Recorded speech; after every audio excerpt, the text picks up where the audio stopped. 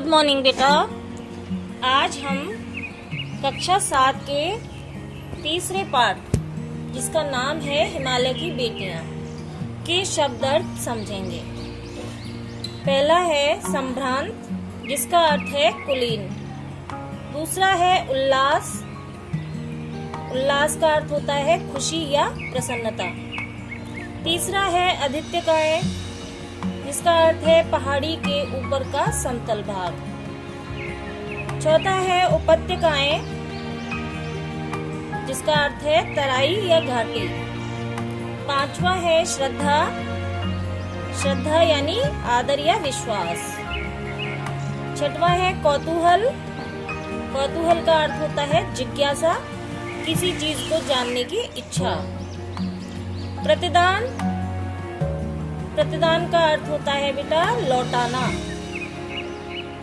और आगे है आठवां खुमारी। खुमारी का अर्थ होता है आलस। तो ये हो गए हमारे शब्दार्थ। अब इसके बाद हम इस पाठ के प्रश्नोत्तर देखेंगे।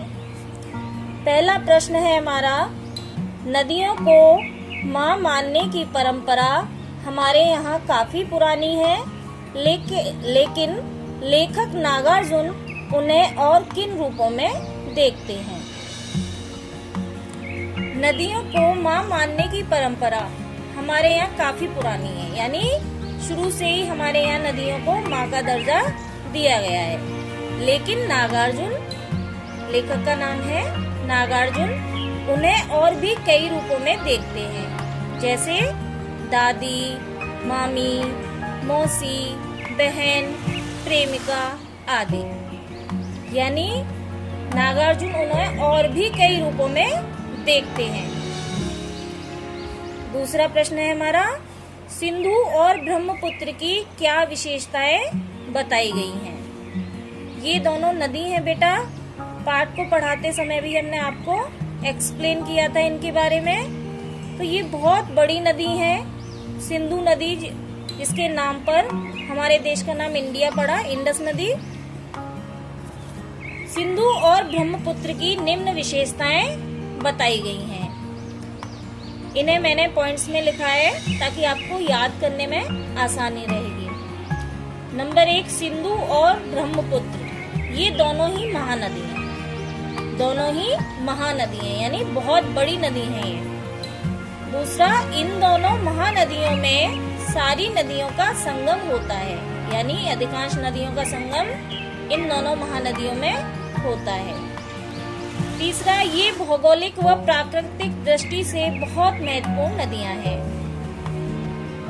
चौथा, ये दोनों ही पौराणिक नदियों के रूप में विशेष महत्वपूर्ण हैं, यानी कि ये दोनों नदियां भौगोलिक और प्राकृतिक दृष्टि से तो महत्वपूर्ण है ही, पौराणिक नदियों के रूप में भी ये विशेष महत्वपूर्ण है। अगला प्रश्न है हमारा, काका कालेलकर ने नदियों को लोक माता क्यों कहा है? लोक माता जिसका अर्थ होता है बेटा जगत। लोक का अर्थ है जगत, माता यानी पालन पोषण करने वाली। तो लोक माता का अर्थ हुआ जगत का पालन पोषण करने वाली। नदियां जीवनदायिनी होती हैं, उनके जल से समस्त संसार सिंचित होता है, इसीलिए उन्हें माता का स्थान प्राप्त है। काका कालेलकर ने नदियों को लोक माता इसलिए कहा है क्योंकि ये नदियां माता के समान संसार का भरण पोषण करती हैं। इस प्रश्न को हम और भी बड़ा करके लिख सकते थे, लेकिन फिर आपको याद करने में बहुत मुश्किल होती, इसलिए मैंने इसको संक्षेप में ही लिखा है। नदियों द्वारा लाई गई उपजाऊ मिट्टी खेती के लिए भी बहुत उपयोगी होती है। अर्थात कि नदियां जब अपने साथ जब उनके बहाव के साथ जो मिट्टी आती है वो खेती के लिए बहुत उपयोगी होती है, बहुत ही उपजाऊ मिट्टी बहाकर लेकर आती है। दूसरा, नदियों के द्वारा मत्स्य पालन बहुत से लोगों की जीविका का आधार होता है। अगला है हमारा हिमालय की यात्रा में लेखक ने किन किन की प्रशंसा की है? तो हिमालय की यात्रा में लेखक ने कई